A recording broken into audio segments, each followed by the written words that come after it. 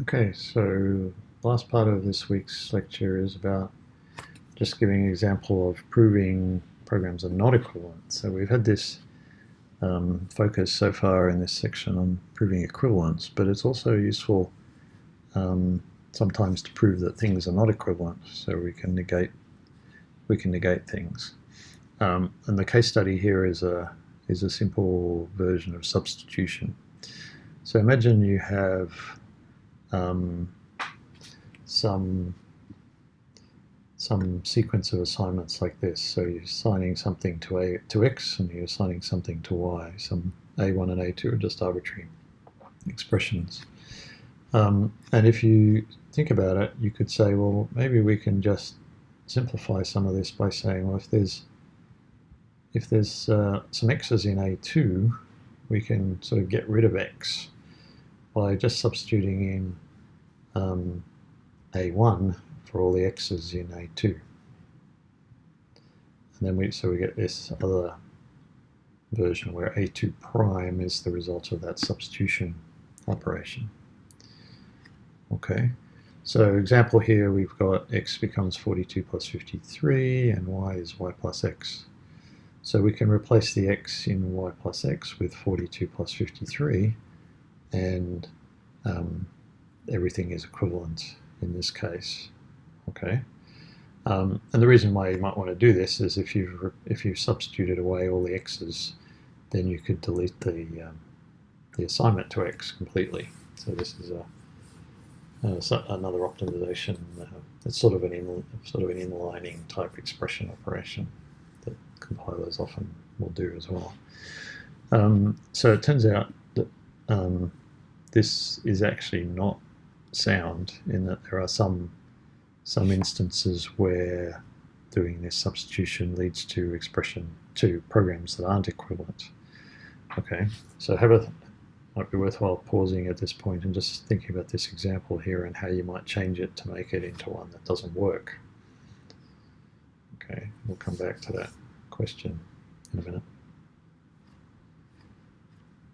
So how would we actually go about proving things like this? So here's the substitution function.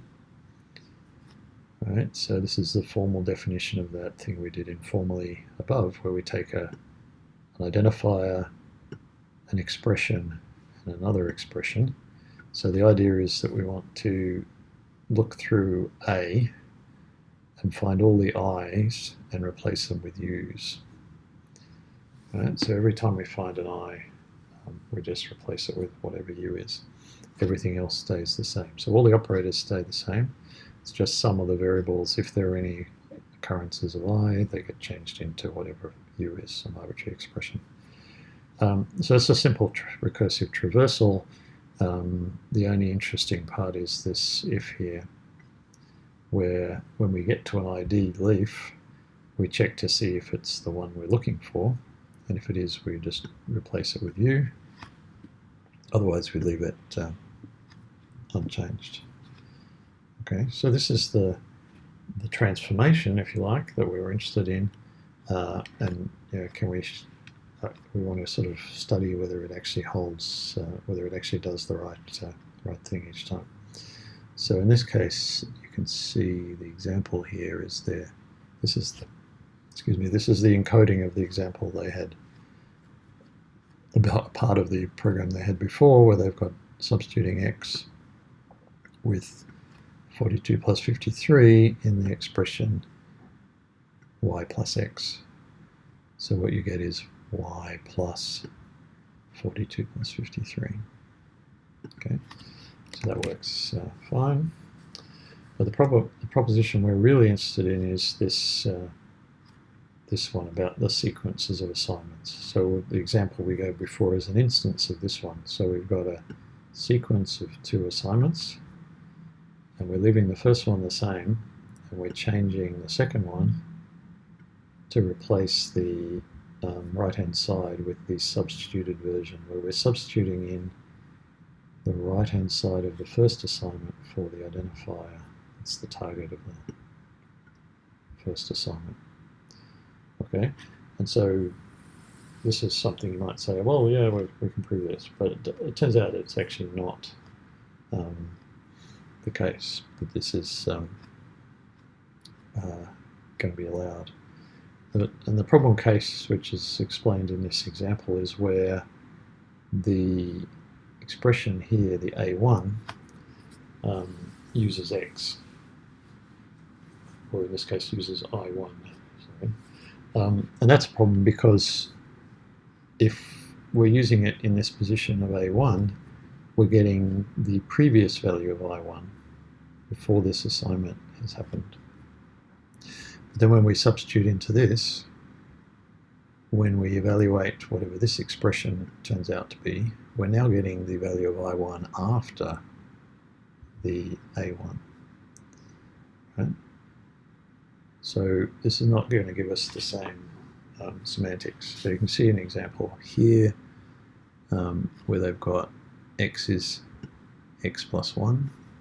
So this fits our criterion where x is being assigned something depending on the old version of x. And the second assignment is just y becomes x. So when we do this substitution, we're going to get the wrong answer.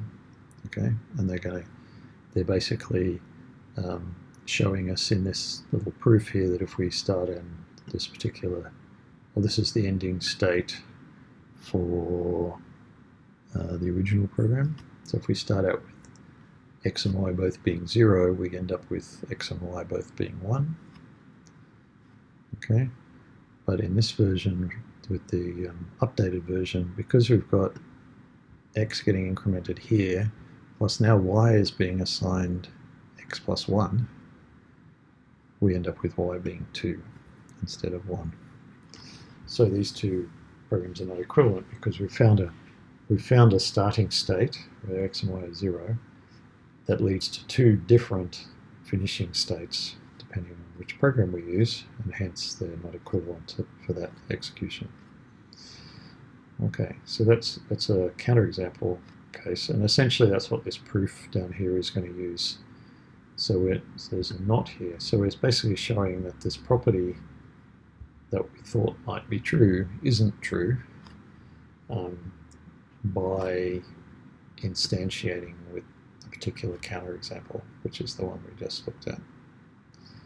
Okay, and the proof follows the same sort of steps as the informal one above, which I won't go through the details, but the hard part is finding the counterexample and then working your way through to show that a contradiction, the assumption that these are equivalent statements, leads to false, which gives you the not. So that's just a quick taste of this kind of proof that you can do to establish that something isn't equivalent. You basically come up with a counterexample to show a state where this a program and a state where this thing doesn't hold. Now I'm not going to suggest you do this, but there's a 4-star exercise here called the better version of this, which is basically saying that this is the thing we wanted to have hold. Right. Where this is sort of talking about the substitution side of things by updating the variable with a value. But if the variable is not used in the expression that we're talking about, then this is a no-op. Essentially, there's no difference made here. So you can use you can basically use this weakening thing. Says, well, they're not always equivalent, but they're only equivalent if this variable is not used in the expression. Then you can get a version of the substitutive property that is using a similar thing, and then the transformation of substituting in the second expression is still valid. Okay, so that's a long way to say some stuff, but the important part is this last one here is a homework exercise. So this is looking at two programs that naively we might think might be somewhat the same. So this is an infinite loop, and this is the thing that doesn't do anything. Clearly they shouldn't be equivalent because one of them doesn't terminate and the other one always does. So the exercise is to prove that. Okay, this, I think it's a bit easier than the one above. Okay, so we'll stop there. As usual, there's a bunch of other exercises that you might be interested in looking at, but otherwise we'll pick up next week.